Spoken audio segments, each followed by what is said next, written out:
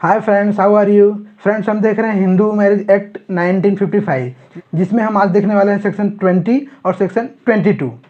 तो जो सेक्शन 20 है वो डील करता है contents and verification of petition से, और सेक्शन 22 जो है वो डील करता है proceedings to be in camera and may not be printed और पब्लिश्ड से। तो सो फ्रेंड्स, पहले हम सेक्शन 20 देखते हैं। सेक्शन 20 की मार्जिनल नोट्स में क्या दिया गया है कि contents and verification of petitions means अर्जियों की अंतर्वस्तु और सत्यापन। अर्जियों की अंतर्वस्तु और सत्यापन मीन्स पिटीशन का कंटेंट्स और उसका वेरिफिकेशन। ठीक है, तो हम सेक्शन 20 का सब सेक्शन 1 देखते हैं। उसमें क्या दिया गया है कि every petition presented under this act shall be state as distinctly as the nature of the case permits the facts on which the claim to relief is founded, and except in a petition under section 11 shall also state that there is no collusion between the petitioner and the other party to the marriage। Means इस act के अंदर दाखिल सभी अर्जी उन तथ्यों को जिन पर पिटिशनर द्वारा क्लेम की गई रिलीफ आधारित हो इतने स्पष्ट रूप से कथित करेगी जितना उस मामले की प्रकृति जो है वो परमिट करे। और सेक्शन 11 के अंदर दाखिल सभी अर्जी को छोड़कर सभी अर्जी जो है, सभी पिटीशन यह भी कथित करेंगी कि अर्जदार मीन जो पिटिशनर है और विवाह के दूसरे पक्षकार के बीच कोई भी मिलीभगत नहीं है। मीन्स इस एक्ट के अंदर जो भी पिटिशन दाखिल होंगे वो सभी पिटिशन उस फैक्ट्स को, जिस फैक्ट पे पिटिशनर द्वारा किया गया क्लेम आधारित है, उस फैक्ट को एकदम स्पष्ट रूप से उस पिटीशन में मेंशन किया जाना चाहिए।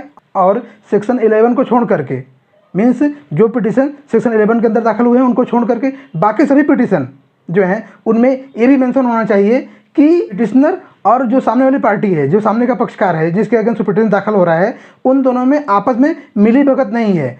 मीन्स वो पिटीशन उन दोनों ने आपस में मिलीभगत करके मीन्स या फिर आपस में साठ-गांठ करके दाखिल नहीं किया है। ये सारी बातें उसमें क्या होनी चाहिए, मेंशन होनी चाहिए। ठीक है फ्रेंड्स, अब हम सब सेक्शन 2 देखते हैं। उसमें क्या दिया गया है कि the statements contained in every petition under this act shall be verified by the petitioner or some other competent person in the manner required by the law for the verification of plaints and may at the hearing be referred to as evidence.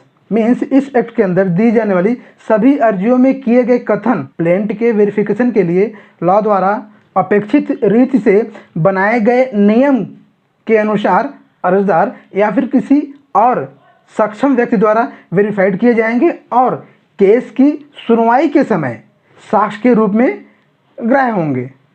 Means इस act के अंदर दाखिल सभी petitions के जो contents हैं वो petitioner द्वारा या फिर किसी दूसरे सक्षम व्यक्ति द्वारा प्लेंट को वेरीफाई करने के लिए बनाए गए जो नियम है उस नियम के अनुसार वेरीफाइड किया जाना चाहिए।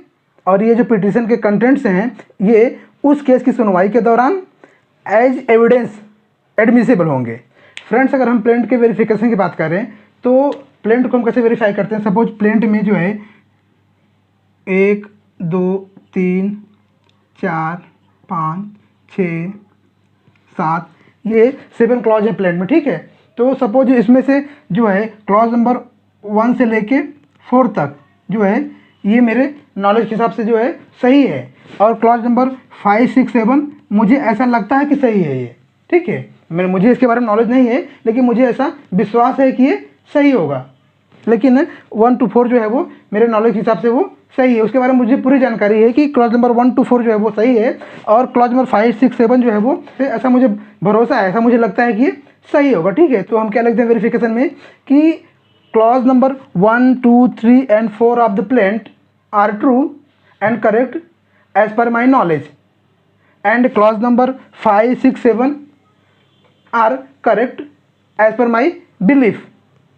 ठीक है, मीन्स प्लेंट के क्लॉज नंबर 1 2 3 4 जो है वो मेरे नॉलेज के हिसाब से वो सही है, और प्लेंट के क्लॉज नंबर 5 6 7 जो है वो मैं विश्वास करता हूँ कि वो सही होगा। तो ऐसे जो है हम प्लेंट को वेरीफाई करते हैं। लास्ट में लिखते हैं कि इसलिए इसकी सत्यता के लिए ये सभी कंटेंट जो हैं वो सही हैं मेरे नॉलेज के हिसाब से, मेरे बिलीफ के हिसाब से, इसलिए इसकी सत्यता के लिए मैं इस प्लेंट के नीचे मेरी सही कर रहा हूँ। ठीक है, तो ऐसे हम प्लेंट को वेरीफाई करते हैं। तो सब सेक्शन 2 में क्या दिया गया है कि जैसे हम प्लेंट को वेरीफाई करते हैं, वैसे ही इस एक्ट के अंदर मीन्स हिंदू मैरिज एक्ट 1955 के अंदर जो भी पिटिशन दाखिल होंगे उसके कंटेंट को वैसे ही वेरीफाई किया जाएगा और वे सभी कंटेंट उस केस की सुनवाई के दौरान एविडेंस की तरह एडमिसिबल होंगे। ठीक है फ्रेंड्स, अब हम सेक्शन 22 देखते हैं।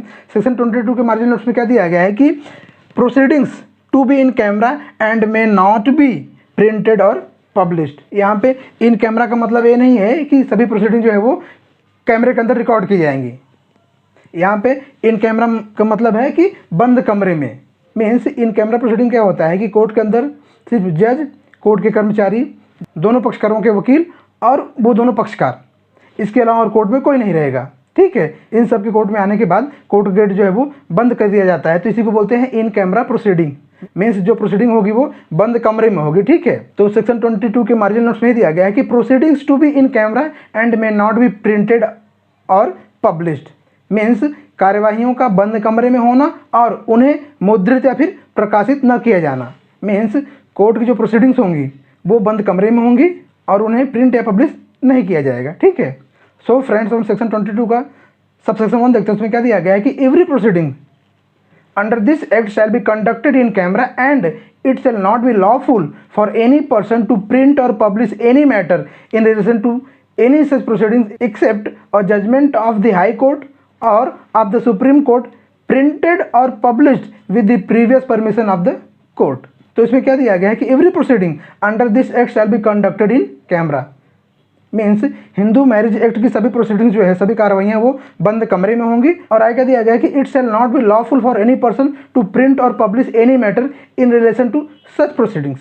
मीन्स यह किसी भी व्यक्ति के लिए लॉफुल नहीं होगा कि वह ऐसी प्रोसीडिंग्स के मैटर जो है उसको प्रिंट करे या फिर पब्लिश करे। और इसमें क्या दिया गया है कि except a judgment of the high court or of the supreme court printed और published with the previous permission of the court. लेकिन हाई कोर्ट और सुप्रीम कोर्ट के जजमेंट को छोड़ करके, जो कि हाई कोर्ट और सुप्रीम कोर्ट के परमिशन के द्वारा प्रिंट या फिर पब्लिश होता है। ठीक है, तो सब सेक्शन 1 में यह दिया गया है कि इस एक्ट के अंदर जो भी प्रोसीडिंग कोर्ट में चलेंगी वो इन कैमरा चलेंगी और उन प्रोसीडिंग को प्रिंट या फिर पब्लिश नहीं किया जाएगा एक्सेप्ट हाई कोर्ट और सुप्रीम कोर्ट के जो जजमेंट हैं, जो कि हाई कोर्ट और सुप्रीम कोर्ट के परमिशन के द्वारा प्रिंट या पब्लिश किए गए हों। और फ्रेंड्स, सब सेक्शन 2 में क्या दिया गया है कि if any person prints or publishes any matter in contravention of the provisions contained in subsection 1 shall be punishable with fine which may extend to 1000 rupees। तो सबसेक्शन 2 में यही दिया गया है कि अगर कोई व्यक्ति सबसेक्शन 1 में दी हुई प्रोविजंस को कॉन्ट्रावेंट करके, मीन्स उनका उल्लंघन करके ऐसी प्रोसीडिंग्स के मैटर को प्रिंट करता है फिर पब्लिश करता है, तो वह जुर्माने से दंडित किया जाएगा, जिसकी राशि 1000 रुपये तक हो सकती है। ठीक है, मीन्स अगर कोई व्यक्ति सब सेक्शन 1 में जो प्रोविजंस दी गई हैं उसका उल्लंघन करके, उसको कॉन्ट्रावेंट करके ऐसी प्रोसीडिंग्स के बारे में कुछ प्रिंट करता है या फिर पब्लिश करता है, तो उसे 1000 रुपये तक के फाइन का दंड हो सकता है। ठीक है, तो सेक्शन 22 में यह दिया गया है कि इस एक्ट के अंदर जो भी प्रोसीडिंग्स हैं वो इन कैमरा होंगी और उन प्रोसीडिंग्स को प्रिंट और पब्लिश नहीं किया जाएगा एक्सेप्ट हाई कोर्ट और सुप्रीम कोर्ट के जजमेंट्स, जो कि हाई कोर्ट और सुप्रीम कोर्ट की परमिशन लेके पब्लिश से प्रिंट किए गए हों। और अगर कोई व्यक्ति सब सेक्शन 1 में दी हुई बातों का उल्लंघन करके, उनको कॉन्ट्रावेंट करके ऐसी प्रोसीडिंग्स के बारे में कुछ प्रिंट करता है या कुछ पब्लिश करता है, तो उसे 1000 रुपये तक की फाइन की सज़ा हो सकती है। ठीक है, सो फ्रेंड्स, आज के लिए बस इतना ही। हम फिर मिलेंगे अगले लेक्चर में हिंदू मैरिज एक्ट 1955 के एक नए प्रोविजन के साथ। तब तक के लिए नमस्कार।